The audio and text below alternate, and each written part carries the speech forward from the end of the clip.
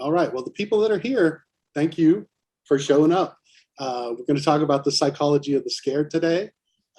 My name is Michael Genova. I'm the Director of Entertainment Engineering and Design at UNLV, and I will be the moderator for this fantastic panel that we have. Just a quick note for everybody that the presentation is being recorded. So we ask that you mute your microphones, disable cameras throughout the event. A question and answer session will be held at the end of the event. You can type your chat questions into the chat window, or if it's technologically possible, you can jump on into the Zoom meeting and just ask the question. So with that, we will begin. I'm going to introduce our panelists right now. I'd like to start out with Dr. Margee Kerr, sociologist who has done some extensive studies of fear attractions all across the world. We have Rick West, the co-founder and creative director of Midsummer, and John Braver, the creator of Delusion and director of immersive experiences with 13th Floor Entertainment Group. Thank you and welcome all of you today. Yay, thank you. Thank you. Thank you. Yeah. Just a quick note, there was another TEA event earlier this month that delved into Halloween attractions and whatnot that was put together and organized by Sochi Corey. I just want to say thank you.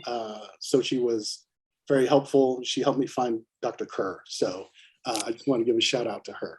And also thank you to Brett Jackson, who is our technology specialist on the Zoom meeting today, and everybody else that helped bring this together. So let's jump right into it and start talking about the motivations for Halloween events. Rick, I want to start out with you. You have this wildly successful off-season Halloween event, Midsummer, which draws in, I think the number was, you were anticipating 50,000 people for a weekend event next year. Talk to me about the people that come to these events. What motivates them? What are they to see? What are they there to experience? Yeah, well, thank you for having me. So knock wood, next summer is going to be our 5th anniversary. The anniversary so big, it was 7 years in the making, at the Long Beach Convention Center. And yeah, we're expecting upwards of 50,000 people from all over the world. And basically, we have a really weird window of who we attract. Usually you can kind of pinpoint who's coming to your events. But for us, we have everything from families with small children, because we have children's section and children's, activities to do, to, folks in their middle ages. And we have older people come, and there's something for everybody at Midsummer Scream. Quick Midsummer 101.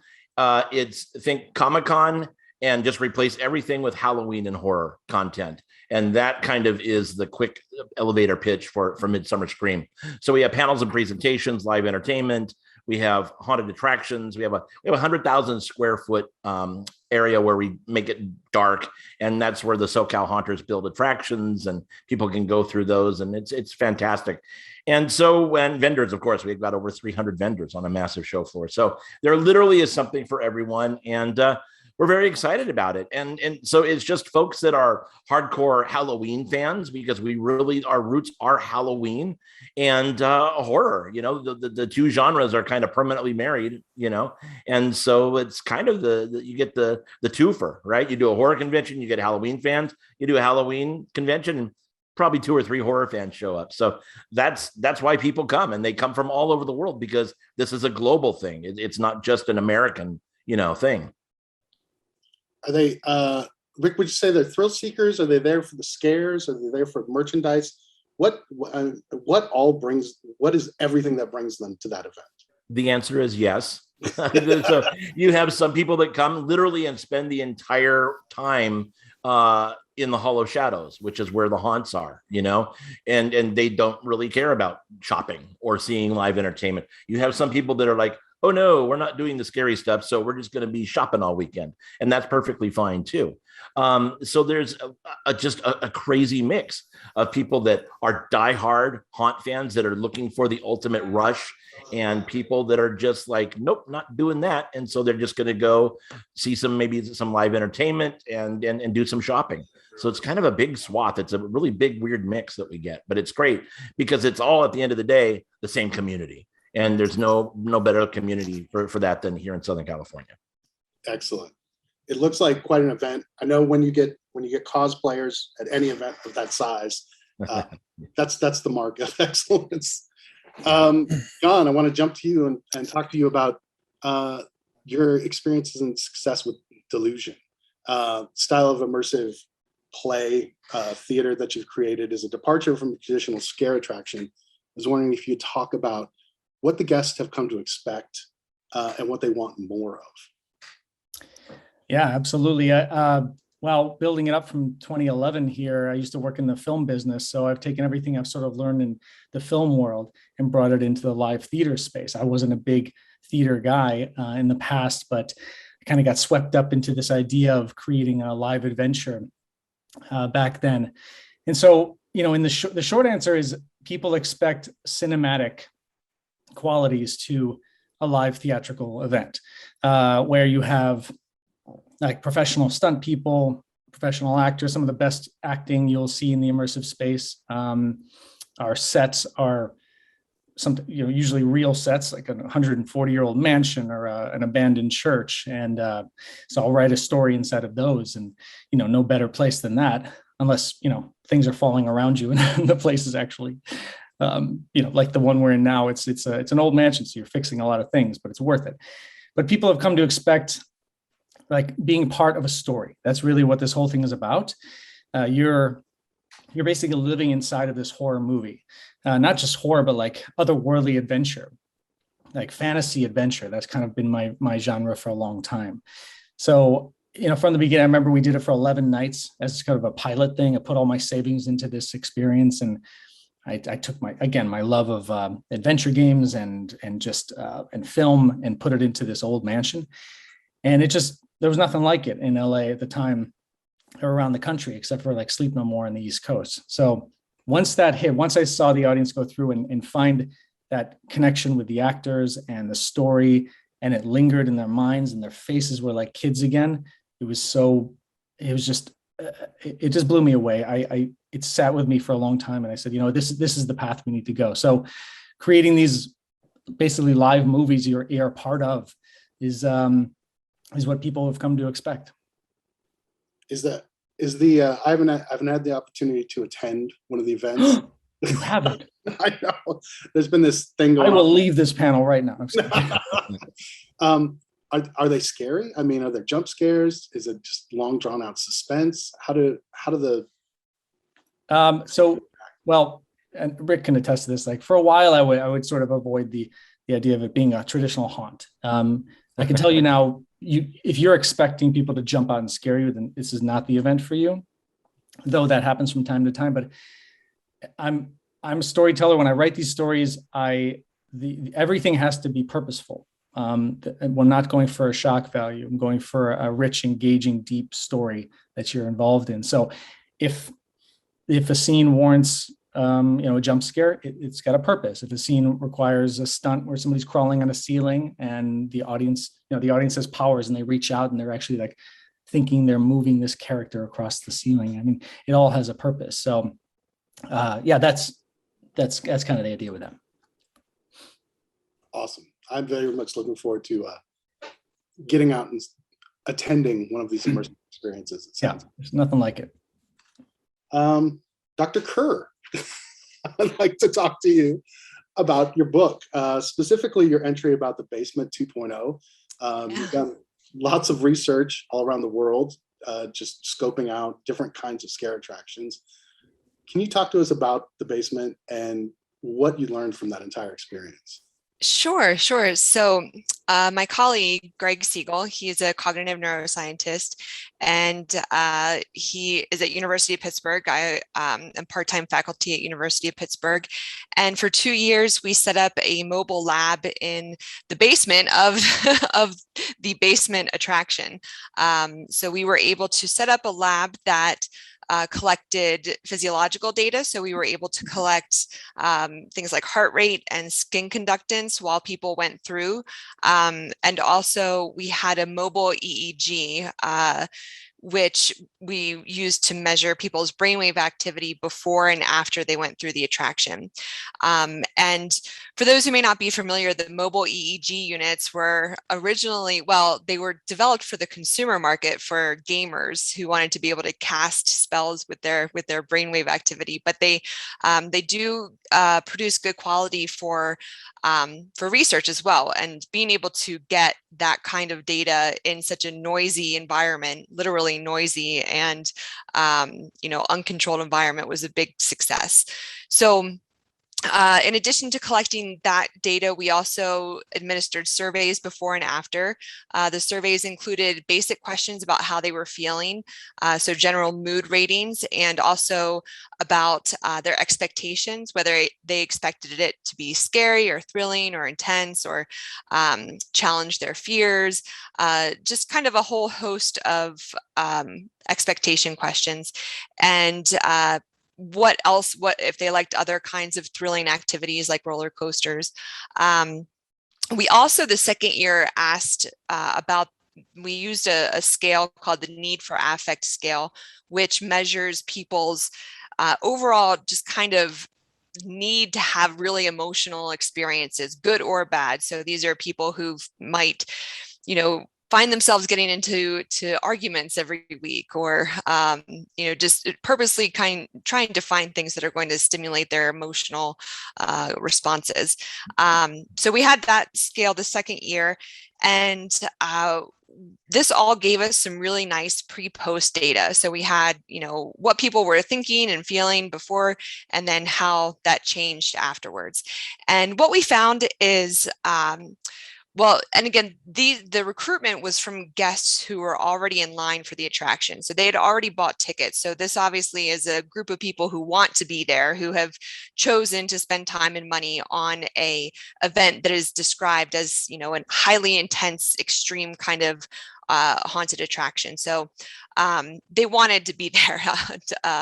And we found that mood did improve so significantly from pre to post. Both years, mood ratings increased.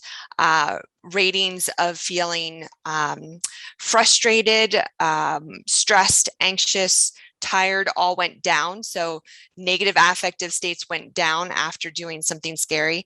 And it's funny because a lot of these things seem very obvious to those of us in the industry who are like, well, of course, you're going to feel better after doing, a haunted attraction. You're going to scream, you're going to get all of that adrenaline and everything coursing, and that does play a role. But among a lot of affective scientists, the idea that doing something scary can decrease anxiety is not the most discussed or researched or popular finding.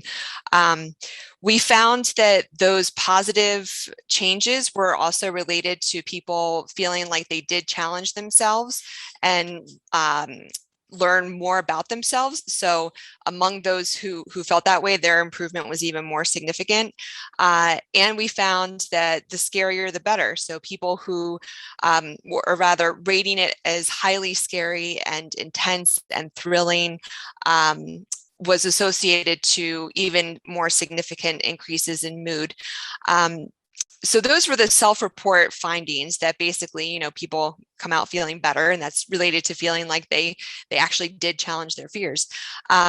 We also found that those positive changes were related to changes in brainwave activity. Without getting into too many technicalities, essentially, after they went through the attraction, their brainwave, the global reactivity went down. So we measured their brainwave activity while they were doing a lot of different types of tasks. So from looking at pictures to doing mental calculations to thinking about something negative. And we found that their reactivity to those tasks on whole went down. So this suggests a kind of turning down of inner dialogue, a kind of muting on all of that activity that, leads to rumination or just, the idea of getting caught up in your own head. All of that went down afterwards. And that's associated to feeling better. And I'm sure, a lot of people can relate to that experience of feeling better after when you're not thinking about what you have to do tomorrow, when you're not thinking about anything in the future, you're just grounded fully in the present moment. And so that was really exciting to find that, in choosing to do these activities, you feel good. There are these real psychological changes in how people are feeling, and that it's related to a brain pattern that suggests a decrease in kind of reactivity. So we've used those findings, and actually just last week we collected pilot data that we're using to try and get a grant to see how we might translate this into clinical applications, if we can use it to improve exposure therapy protocols and help people, really confront fears and phobias that are impacting their life in a significant way. So really cool stuff. And it's funny when I talk to people in the industry, they're like, oh yeah, we know all this, we know, because we could see it, but it was nice to be able to have some data now to kind of underscore it. Oh, certainly to reinforce what everybody believed, that just being exposed to the scares and having this kind of, experience. It sounds fascinating, the work that you're doing. One of the things that you spoke about in the book was this idea of an extreme haunt, which was a term that was new to me, where the barriers were removed, where you actually had the participants being touched or dragged away. And John and Rick, I'm curious to hear from you as well. Is this a new thing, or is it, every haunt that I've ever experienced has strictly been a no touching rule? Yeah. I think it's been evolving so quickly, and I think that the word extreme in the beginning, at least around like 2013 to 2015, had a very when you said it, you were thinking, people, being tortured or kind of things that approximate torture. And now we really see just the range of interactivity and immersion. So now it's not just, I think we're using words a little bit more refined. So being able to say this is an interactive event that might involve interacting with the actors, that might involve some kind of participation, versus an extreme event that's going to, require essentially informed consent to enter, and a waiver that you're acknowledging that you will be put in uncomfortable, to say the least, situations. And so I'm happy that there has been this growing awareness of being able to distinguish these different types of events, because, I think customers knowing what they're signing up for is, and we showed this in our research, it drives experience. So if you give them something that is far out of left field that they were expecting, it's probably not going to be a great time. You want to balance that information with surprise. But yeah, Rick and John, please, weigh in on that. So it's super interesting, because there's a whole spectrum of like unrequited need, and like people need these, they need everything along that spectrum, as I said, from extreme to just something very passive. I think it's interesting to watch this whole industry evolve into finding the market for everybody, because those things that you're talking about, the extreme ones where that guy left San Diego, I think he went to Tennessee or something, and you can actually break bones or something like that. There's some crazy stuff happening with that. It's funny because every time Margee talks, like, I'm so intrigued, because I love watching people on this whole social experiment of delusion and fear. And it's like seeing that there is something for everybody, for sure. It's a wonderful thing that we have that. Sure, there's things that I would never do, but there's a market for it, for sure. So I'm not really surprised by anything anymore when it comes to like what's being offered to people, because I know, deep down that the needs of people are quite vast, and as long as it's not like murder, right? We stay away from that stuff, for sure. But like with delusion, it's very hands-on. When we say play your part, we mean it. You are a part of the story. So you are being talked to by the actors. You have to perform certain actions to move the story forward. So you are being captured and moved into different spaces, all safely, into little side quests. And so it's very adventure gamey, but that's that's been the biggest driving force of the continuation of Delusion, is seeing this need being filled for people in their, in our lives. We don't get to experience these kind of adventures. So having these available it's not only just fun, I think it's vital. Yeah, I think that, I think that the whole immersive and experiential and extreme event, and Margee hit it on the head. It's an extreme event. It's not necessarily an extreme haunt, because I think that those are two very different things I'm going to hit in a second. Probably over the last 15 years, we've seen that really ramp up in the industry, and it has taken its own paths. You do have your extreme events that involve people getting, hit by a cattle prod or cast into a room with, thousands of live cockroaches and that type of thing. That's not my bag. That's not my thing. And there's something about an event where it switches from being a haunt. For me, a haunt is something that is spooky, that is very atmospheric, that is very deals with maybe supernatural, or it can deal with monsters. Like, who doesn't love just a good old monster maze or a monster attraction, right? But the minute it switches, and there is a line where you switch from being the scary that we grew up with, worrying about zombies or the Wolfman jumping out of our closet at night, to somebody putting a gun to your head saying that they're going to rape you.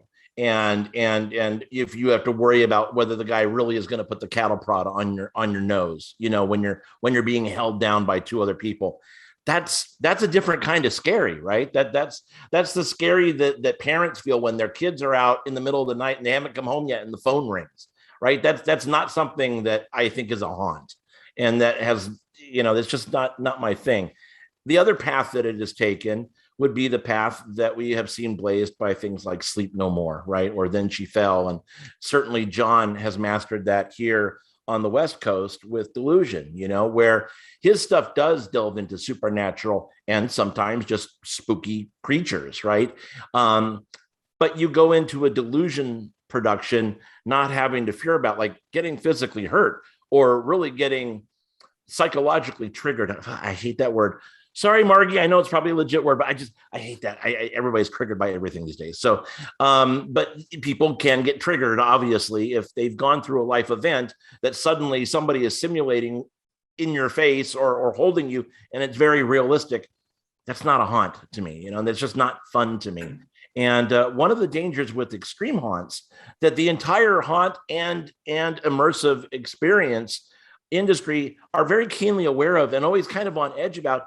It takes one guy that's kind of like a crackpot to like hurt somebody or kill somebody, and the entire industry is stained, because the general public, you hear there's a ride in India, you fell apart and killed people. Suddenly people are thinking, well, I don't know, is Disneyland or Knott's Berry Farm safe? It's just, they make that broad assumption where it's two very, very different animals. But to the general public, that aren't in our group with the lingo and the knowledge of, that comes with that, it's all the same thing. So I think the haunt community is very protective of itself like that, very aware of what people on the outside cusp are doing. And I think that we're just kind of all watching each other's backs. And I think education is key, like getting, like Margee said, out, like letting people know what is experiential versus what is an extreme experience. I think it's important that people are able to differentiate those things and prepare for them, psychologically. Okay. Changing gears a little bit, but in the same theme, talk about suspension of disbelief. Is there a formula for creating a scare? I mean, you've talked about going out and seeing whole bunch of, like, maybe hundreds of different attractions a year. Yeah. Is it as simple as darkness and distraction, or is there, what is it about, what nuances have you seen in a setting used to create a scene that leaves a lasting impression? I think it's the entire swath, and I know the other two can speak to this, but sure, like there's few things less, more spooky than being in a dark room by yourself where you can't even see your hand in front of your face, right? And then suddenly there's a creak in the corner and that you're alone in that room. your imagination goes nuts, and you know that you are about to die. You know, versus you can go to an event like something that John puts together, or a really highly polished haunted attraction. We just saw some in New Orleans area and in Baton Rouge, the 13th Gate. Big shout out to them out there. That's probably the best I've ever seen, is 13th Gate. And you go in and you're in these environments where the sets are 20 feet plus tall. Everything is completely detailed. It's like you've walked onto a movie set. The scent is there, the actors there, you know, they're firing on all cylinders. You are in that moment. And it's at that point very easy to suspend disbelief. I mean, I've seen, you know, hundreds, thousands of haunted attractions in my time. And boy, when you can get to a point where your jaw drops in one of these things, which it did this last weekend, it's just, that's a special thing. So for Joe Public that comes in, I think that when it comes to being in a haunted attraction, it's probably pretty easy to hit that suspension of disbelief. Yeah, I think for me, for Delusion, it's a puzzle. It's many pieces, but in no specific order. Well, actually, specific order. You have to have a strong story, number one, for what we're doing, and then number two, you have to have the actors to tell that story. The actors, to me, are the ones who are going to shatter your suspension of disbelief. Without a good story, without good actors, you're dead. I don't care if your set design is, you know, millions of dollars. It doesn't matter. It just it's forgettable. It won't linger. So I try to really focus on good quality actors and storyline, because that will be the thing that brings you back to that childlike state again, and lets you forget about the world all around you. So those are my big things. Yeah, it's kind of a paradox. My colleague and I, you know, just based on our own research and then previous research into just cognition and how our brain processes information, suspension of disbelief requires first knowing that you're safe in the context. So being able to let go those defenses that are looking for signs of real danger. The way that studies have shown that if we see something, if we enter an environment and we immediately recognize some sort of real threat, so an exposed screw, you know, water leaking everywhere, a big puddle, some ice, all of that then is tuning our red flag kind of attention up. And now, just without our real conscious awareness, we're not choosing necessarily to do this, but we're scanning the environment. We're much more aware of all the negative things, and we're not actually able to relax and allow ourselves to be scared and to allow ourselves to just let go, to be immersed in the world. And I think it's so interesting that we work that way, but that's why, you know, safety elements are so important, so that, you know, you don't want people to notice them, but when they do, that's all they see. So interesting. You want that illusion of danger, though. Right. Oh, definitely. Yeah. Yeah. Dr. Kerr, can you talk about total institutions? You spoke a little bit about them in your book, and just share your thoughts about historical sites for scare attractions, and possibly the role that historical sites plays in a person's perception of an event. Yeah. Well, yeah, and that leads well off of suspension of disbelief. So if we're going into an environment that is going to tap into some pretty fundamental fears, so loss of autonomy, complete loss of control, you're in an environment where you are very highly regulated. So, you know, prisons, any kind of psychiatric facility, even nursing homes, even boarding schools, really any place that is separating you from the rest of society.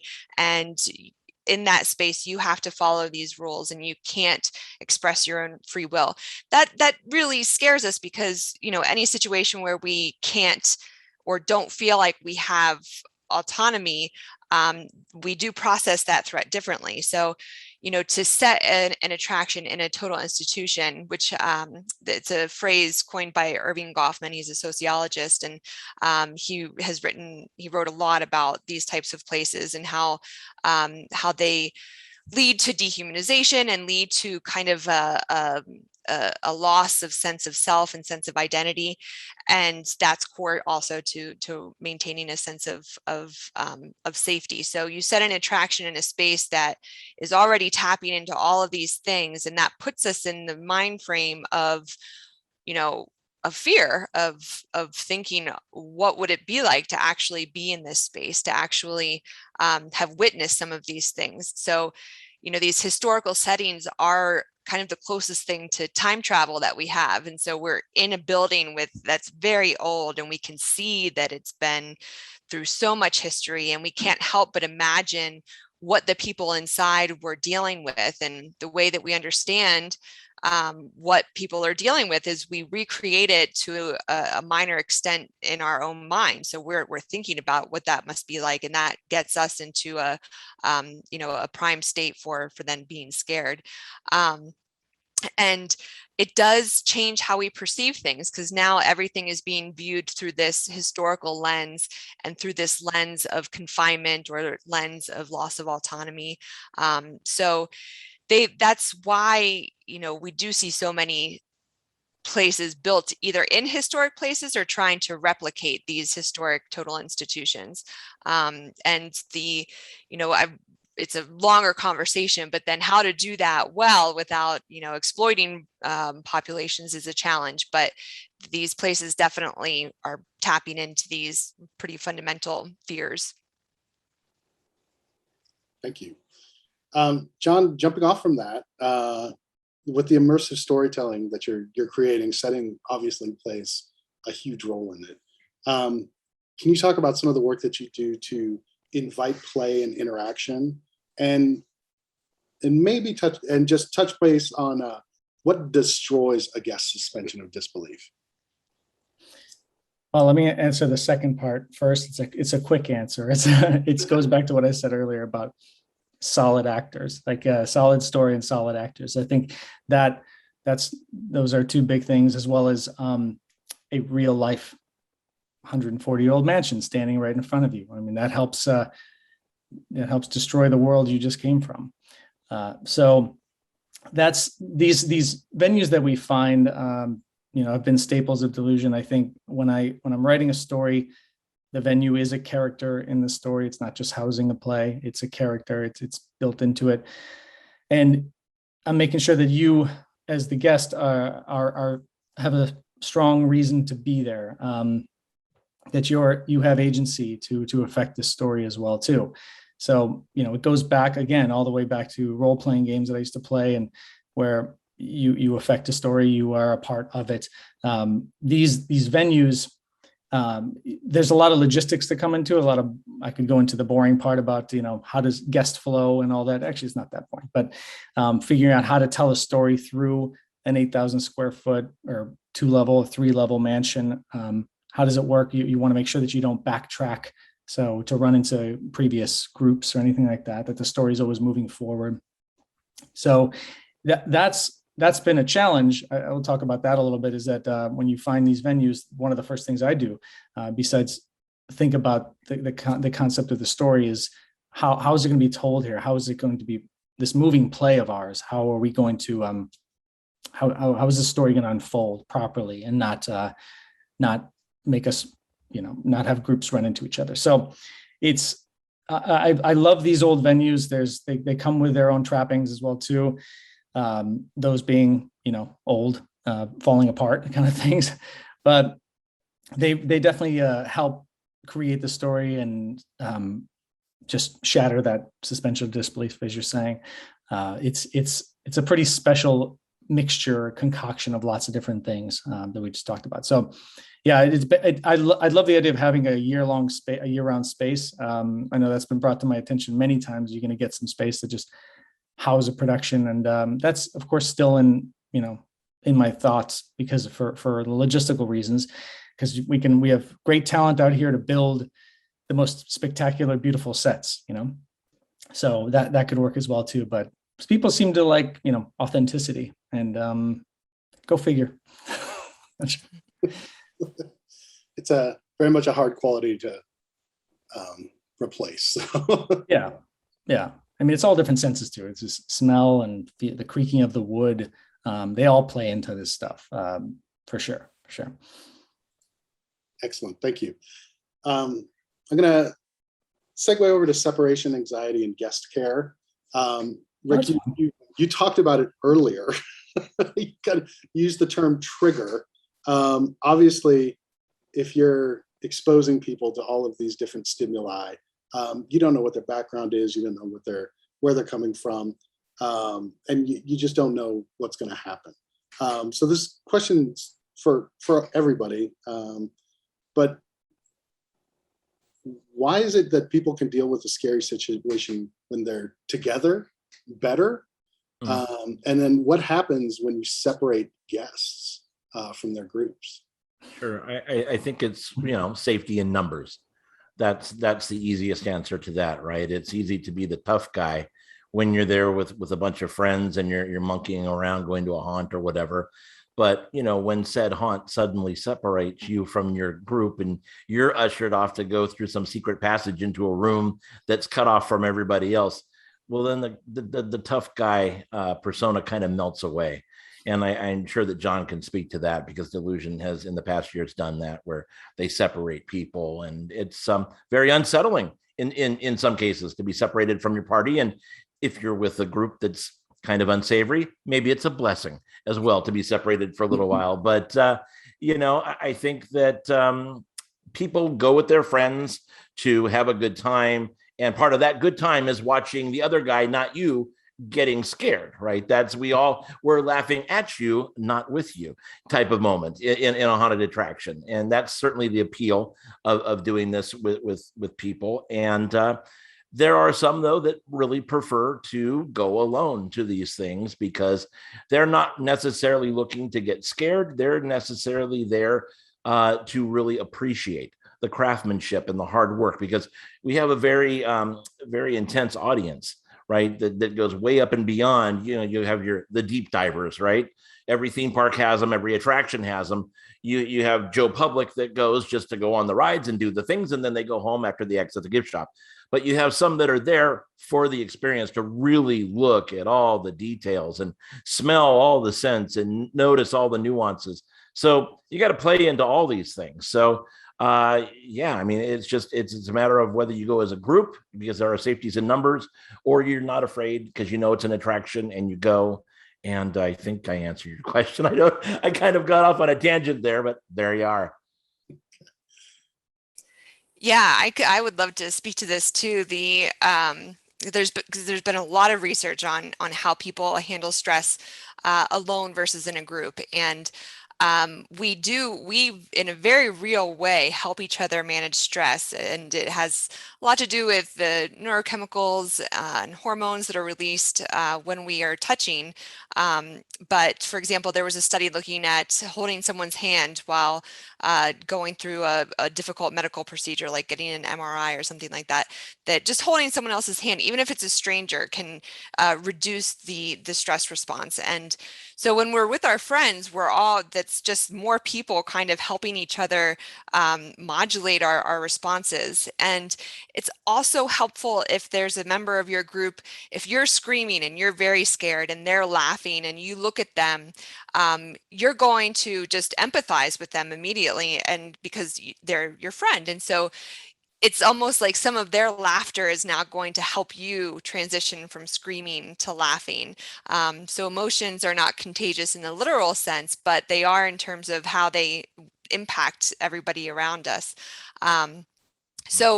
So it really is a very, very strong bonding experience, which means that when you then separate people, you are taking away that line that was just helping you regulate your own body. Now that's gone, and we feel physically and then psychologically the absence of that support. And just knowing someone's there, that cares about you, just makes such a tremendous difference. It speaks to how much we really do just need each other. Interestingly, though, if you're with people that you don't like, it can increase negative feelings towards those people. So if you're with someone and all of a sudden you don't trust them anymore, they've just violated or betrayed you in some way, then all those same hormones can work to then distance you from that person. So it's interesting kind of reactions that happen in these spaces, but they go towards building very strong memories that, you know, friends then tell for years. And to piggyback on that, you know, the whole mission statement of Delusion for this year, especially coming out of a pandemic, it's like, it's just proving right here and in the experiences that we're doing that we need each other. People need people. We have to have that touch. I mean, Margee, you were talking about holding hands. You know, we have a moment in Delusion where one of the actors who's dead, she like comes over to one of the guests and, you know, reaches out and wants their life. So she'll touch their hand, and just that little moment, or her hand is cold. You know, we make sure that their hands are cold. So she touches the hand, that moment right there. I mean, that's that connection that people want again, and to feel. And it's hard right now because of, you know, COVID and all that. We're taking risks with that, but you know, calculated risks. But people need that stuff. We've always desired it, but now more than ever we need it. And just like Margee was saying, in terms of breaking that and separating people is what we do in Delusion. It's also for people understand, like you said, Margee, in the beginning, that, you know, you're safe. You know, you're safe, but you're off on your own adventure. And the idea of coming back for that campfire moment, that natural kind of moment, is just, that is very, very powerful to share your stories of what you did. So, and it brings people back. We've had people come back to Delusion multiple times just to go off in those different branching narratives. And it's pretty special to watch. So again, I'll just quick story about, I get these emails about people who've come to the show. And one woman, I was a little down one day, and I got this email from this woman who brought her 13-year-old son and her and his friends. And she wrote, she said they had the best time of their lives. And thank you so much for bringing pandemic weary kids joy again. And I have a daughter, 12-year-old daughter, and I see what's happening with, you know, people these days becoming more isolated and introverted. And just to read that and to hear like that her boys like came together in this adventure and had the best time of their lives, like that literally just changed my entire perspective about the rest of the season. So it's pretty special stuff. Awesome.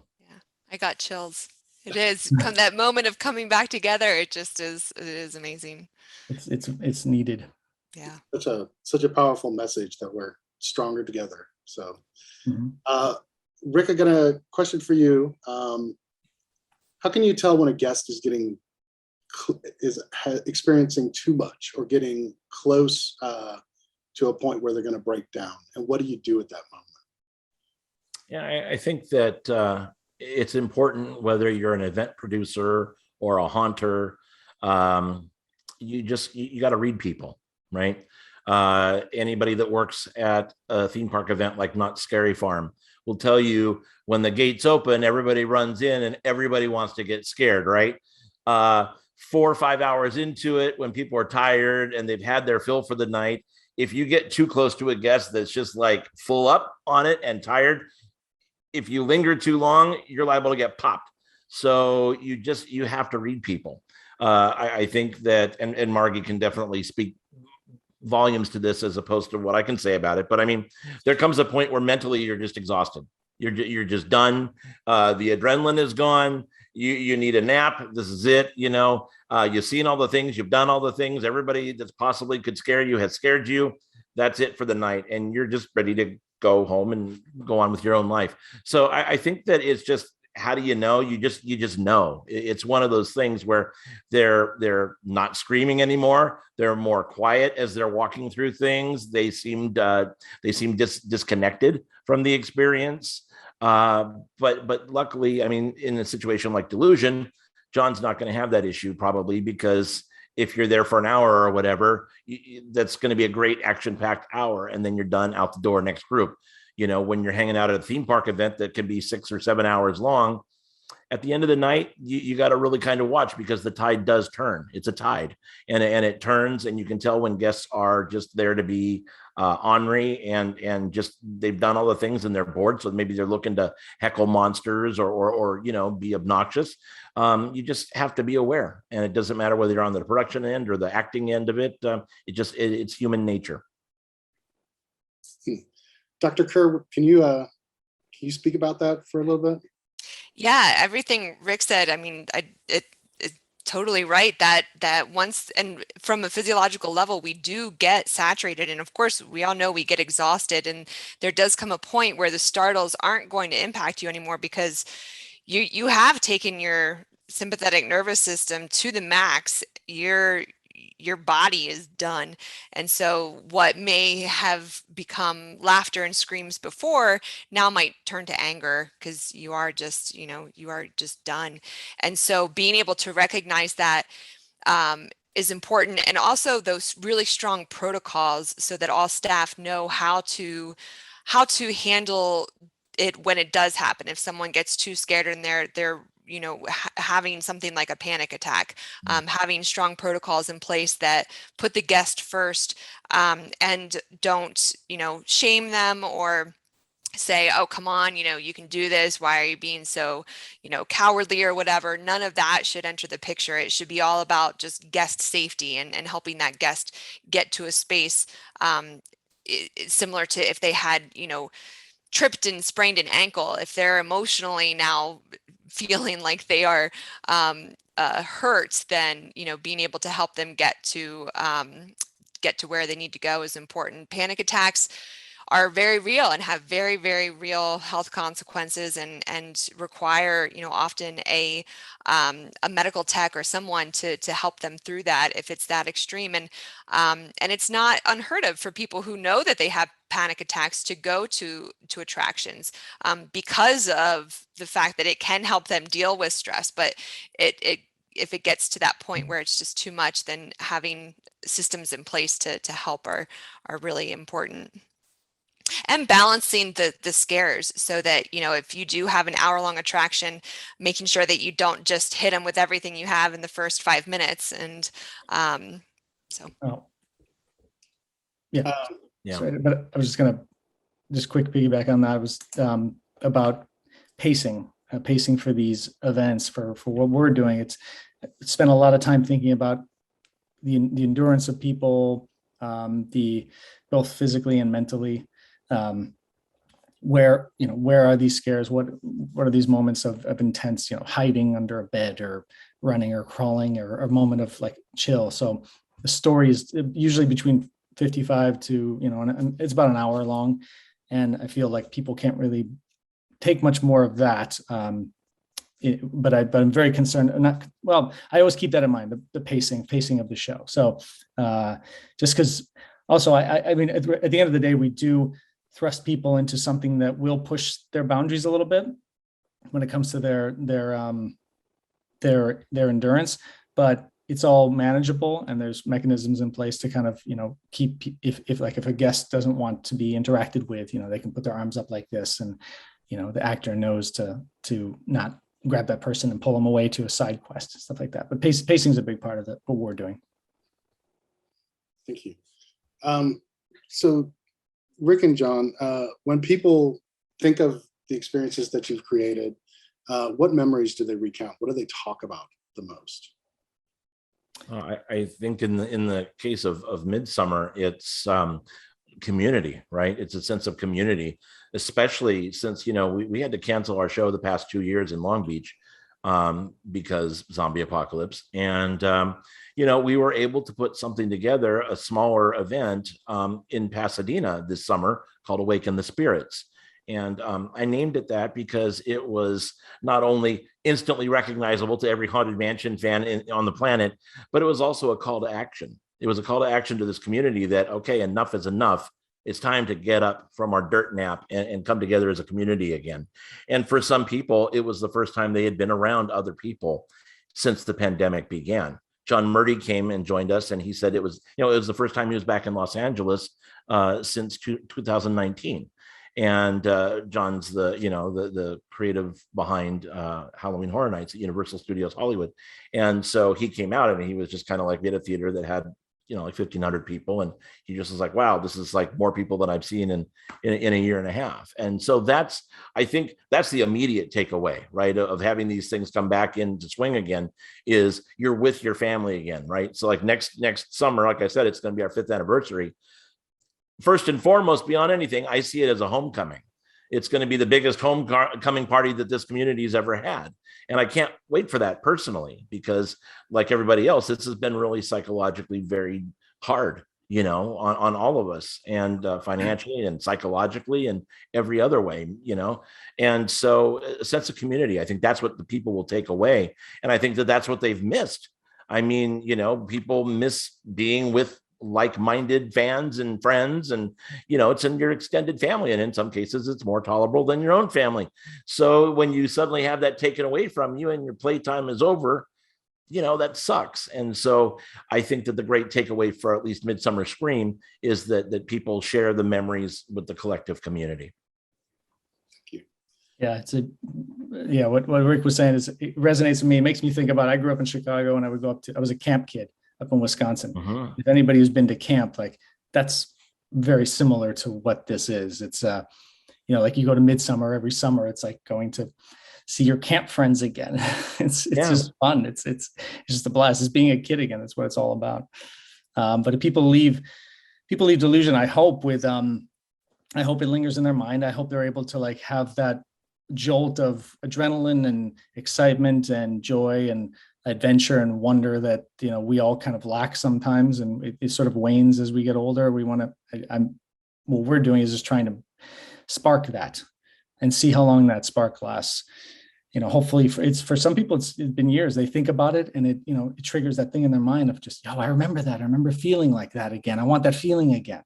So they'll go and they'll get that. They'll go and grab those tickets and come multiple times. So it's an exciting thing to watch. People have said, well, why don't we do this year round? And I said, well, anything year round, it's not so special anymore to me. Also, there is that magic season that we all kind of get attracted to for some reason. But I think we just got to give that spark and see where that takes us. Hopefully, it'll inspire people to do other things in their life as well too. Yeah. Can I jump in real quick? Kenna just said something in the comments that I just want to address real quick. She says, basically you got to be careful about getting people together, after being in isolation so long that it can get, really overwhelming very quickly.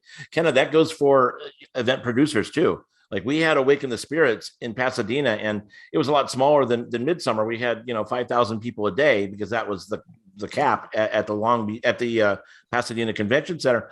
But like everybody else, I've been at home, the past year and a half. So suddenly being in the midst of so many people, even though they were all having a good time and fans, I was like totally like socially, my skin was like crawling and like falling off because it was like awkward turtle moment when you're suddenly in the middle of a lot of people. So 100%, absolutely. And, we do understand that and empathize with that. And we tell people, look, we know that not everybody is cool with coming out and playing yet. And so there is no rush, there's no pressure.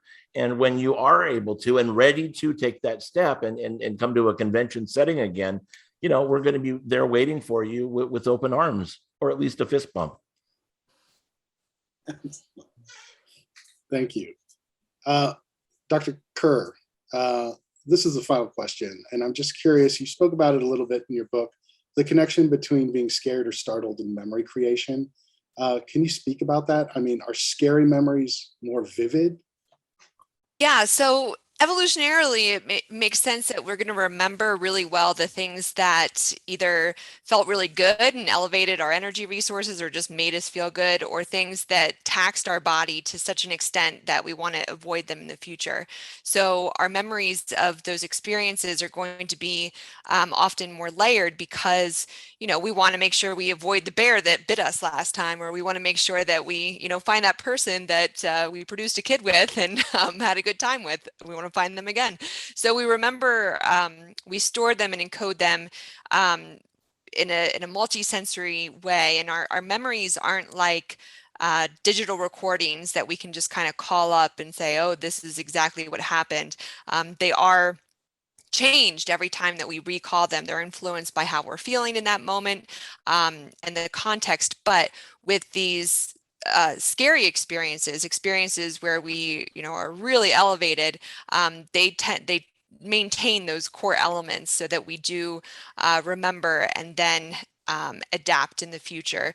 So that's why, these amusement parks, haunted attractions become such bonding experiences, because now we all have these similar memories of these intense moments. And I bet a lot of people, some of the biggest memories from attractions might be of your friend, watching your friend have such a huge over the top reaction. And you remember that because that person's important to you, and you care about how they're feeling in the moment. And so I always think that that's really neat, that some of the memories are about what your friends were doing at the time.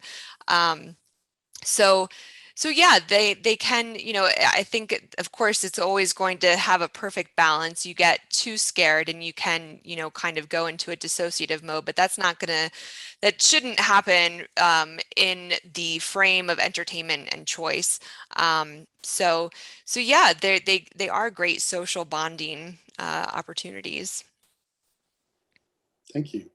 Oh wow, we've been talking about this for a little for almost an hour. I just want to open up for questions. I've been trying to follow the chat, but I have not been able to. So if you have a question, I'm just trying to find one.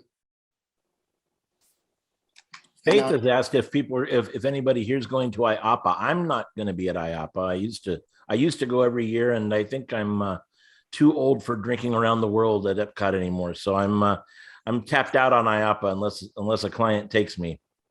I'll be there. My wife, Amy Holloman, is speaking for the, I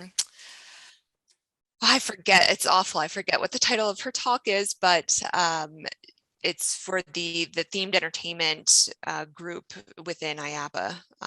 And I'm very excited to go and see all the roller coasters at a convention. I might be there. I'm working on that. We'll see if the timing works out. If it's part of the TEA, I see a question there for whose talk. Amy Holloman. I'm sure there'll be more information from the TA coming out about that. Yeah.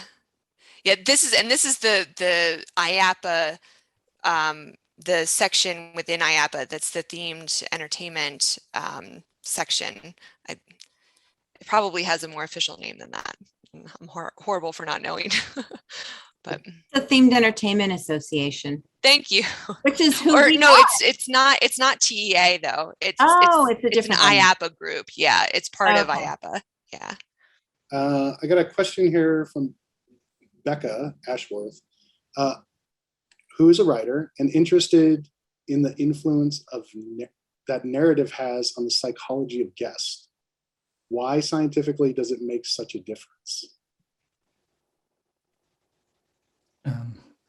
That's a heavy question. I mean, yeah, both Margee. I mean, there's nothing like a good story. I mean, if you're reading a book in bed, and it'll last for your lifetime. And I can remember some of my most favorite books that shaped my life. Some of the reasons I'm on this panel right now are some of the books that I read. So, having a strong story, something that lingers in your mind is essential. It touches on all the viscera of your body, and it just connects with you in a way. I mean, it's everything. I mean, it's everything. Story is everything. So, and then having good actors to kind of play it, or just reading it, a good story. So. Yeah, it's how we learn growing up. We can learn the color of blocks, and we can learn what letters, but we make sense of it. We build meaning. We give it significance through stories, and being able to relate to the character, being able to find that personal tie-in allows you to put yourself into the experience more and really feel like you are invested. And we love true crime. We love stories because we are going to simulate the emotional experiences that we're hearing about, and that can even allow us to gain some sense of shared win. If the narrative is ultimately about coming out on top and overcoming these things, we're going to empathize with the characters and feel it within ourselves. And yeah, we're society built on stories. Yeah, I think that a really important point also is that, especially this crowd's going to understand this. There's a very, very, very fine line between creating story for a haunted attraction versus creating, Princess Lollipop's Pink Princess Pony, adventure for a theme park. I had the good fortune of knowing Mark Davis for several years, and his wife Alice. And Mark was adamant that when he was talking about story, when we were talking about story, that also there's a blur there between story and just a really solid theme, right? Because Pirates of the Caribbean, arguably the greatest attraction ever built, didn't really have a story. But it certainly has a theme where you have these little vignettes of what pirate life kind of was, the sanitized version of pirate life, So I've been a show writer in the industry for the past 10 years. That's my day job. I'm a show writer. And basically, when you start with the clean slate or your blank Word document, the charge is the same, whether you're doing a children's attraction or something like Delusion. Don't suck. I mean, your story has to be good. And if it's something that's good and believable and something that people can lose themselves in, and it doesn't have to be this huge interdimensional, thing. It can be simple as you're trapped in a house. If there's a killer in the house, go. As long as there's a defined theme to your story, to your experience, people get it. They connect. But if you're suddenly thrown into a haunted house or whatever, it's what I call haunt stew, where it's just like from one environment to another, or not even that, there's just props that are just mixed, like somebody went and raided, Party City or whatever, that's all well and good, but there's no connective tissue there, right? There's nothing that people can like relate to and say, oh, this is the story. This is the adventure that we're on. So I think that just as a story writer, the yin to Margee's yang would be just don't suck, right? There's a whole lot of psychology that goes into creating a good story, but at the end of the day, you just want your stuff to be good. And it doesn't matter whether it's a children's ride or the scariest haunted attraction you've ever seen. Very good. I'm trying to follow these. I'm sorry. I'm going to skip past some of these questions, but here's an interesting one. It's for anybody that wants to weigh in. Other than haunts, how do you personally like to get scared the most? Movies, video games, etc., and why? I will say I'm a bit of an adrenaline junkie, so I like to get skydiving and motorcycles, and I was a stuntman for a long time, so I get my kicks from the physical. I like being scared in that way. Every time I get it's that cliche thing, the more you appreciate life, the closer you are to death kind of thing. So I've had plenty of those moments, and I really appreciate life very much. So I don't really seek out like haunted houses too much. Like it's in my business, but I don't really go there to get scared. I never go anywhere to get scared except jumping out of a plane, I'd say. I love disorientation. I love optical illusions, rooms that you enter and you're not sure which way is up or down or left or right. So lots of different colors and, lots of playing with patterns that will disrupt our ability to make sense of our environment. Those are my favorite ones. And also the best to put in a ninja scare that can just pop out and you had no idea where you were. So had no idea it was coming. Yeah, I was the kid that grew up in the 70s and 80s that just, I grew up with Fangoria magazine. I found that, and that was became my wallpaper, literally my wallpaper, because there was no computer wallpaper then. But anyway, I just wanted to go see every haunted house that I could get my grandfather to drag me to. in Southern California. And then in the early 80s, when I went with a church group one evening to Not Scary Farm, it was Mecca. It was like that was it. We found Nirvana, and it's been a love affair ever since. So I was that one kid. I don't know. I fell off the bassinet. I was never scared by anything, right? I just don't get scared. You can put me in a graveyard by myself at midnight, and I think it's cool. I don't get scared, and I don't react to jump scares. I am the guy that goes to an attraction, and I love Halloween, and I love haunted attractions more than anything. I'm the guy that's checking out all the details. Probably an actor's worst nightmare, because they're all here, and I'm like, oh, that's great. Look at that. And they're like, that Rick, and then they just, go back. But so I'm the guy that's there to see all the details, to take it all in, the environment, because that's what I get off on. I mean, I love seeing that, and I think that there's a lot to be said for people that aren't scared because they know that it's a haunted attraction or whatever, that do go. I think that John goes over the top and really knows that his audience, they're coming to see just how far John can push that bar of realism and detail and the environment. And so it's just not even a matter of like being scared anymore. It's a matter of just making something that people walk out of going, okay, oh my God, that was the best that John's ever done, or that's like the best haunt I've ever seen, whatever.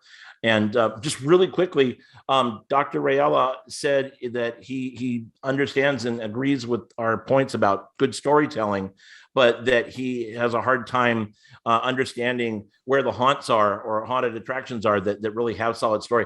Doctor, I assure you, they're out there. There's a huge mix of haunt stew, like I said, where you go in and it's just vampires, graveyard, pirates, zombies. Okay, I get it. We're from one environment to another. But you go to something like Delusion, or any haunt at Not Scary Farm or Universal's Halloween Horror Nights. Those all have very defined themes and stories, especially if it's an IP that we all know, like The Exorcist. That's going to be your story, right? So they do exist. You just have to you got to just know what you're getting into. Like if you go to a park, then chances are one maze will have one story. Go to Delusion, it's going to have a very definite theme for that year. So they're out there. Excellent. I see a couple questions here. John, I don't think you want to give away the secret to getting selected for the isolated side quest of Delusion. Yeah, well, people have come back, as I said, multiple times, and they know the story, they know where to stand, and to kind of give the look to the actor. I would say, if you come back, then position yourself in a good way, maybe, at the front of the pack, and, towards that area that you're going to be taken to. Try that way. There's no exact science to it, but that'll help. So the answer is basically go as many times as you can. Yes. All right. All right. Well, I see we're just at an hour and 10 minutes. I can't possibly follow that. Come on, keep it going. It's all good. The presentation is likely integrating interactivity in Halloween events for enhancing immersion and big time thrills. Thank you, Darren, for adding that in the chat. That is the presentation. So thank you for finding that. Well, with that, I think that we're going to call it close to the questions. I want to thank our guests for coming tonight. Dr. Margee Kerr, It's okay. University of Pittsburgh, sociology, and fear researcher and author of the book Scream: The Science. Chilling Adventures in the Science of Fear. Rick West, thank you so much. Your experience and just knowledge of everything scary is amazing. I'm looking forward to going to Midsummer Scream in the near future. Me too. It's been 2 years. I'm looking forward to it too. Thank you. Thank you. And John Braver, excellent answers, just excellent insight about the creation of immersive events and what it takes to tell a story and to really rope guests in. Looking forward to a Delusion experience in the near future, and looking forward to more of the work that you're doing for 13th Floor Entertainment Group. So thank you all. Thank you. Hope you can make the show. Thank you. Well, that's it, everybody. Thanks, everyone. I hope everybody has a good Halloween. Most Yeah, importantly. have fun. Absolutely. It's been great to see everybody. Mike, thank you for hosting this. This is great. Yes. Yeah. And Super fun. Dr. Kerr and Mr. Braver, it's always wonderful to see you guys. I'm sure we'll bump into you very soon. We all have haunts to run to tonight. So Going on that tonight, said, right now. happy Halloween, everybody. Yeah. Have fun. Thanks, Go everyone. be a kid again. Yeah. Enjoy.